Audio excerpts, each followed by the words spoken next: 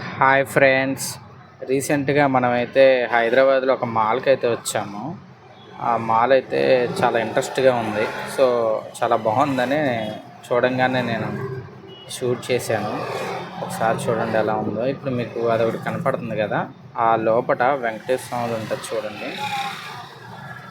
ఇది చాలా డిఫరెంట్గా ఉంది. అంటే ఒక చెక్క మీద చెక్కితే ఎలా ఉంటుందో అసలు ఎంత బాగుందంటే అంత బాగుంది.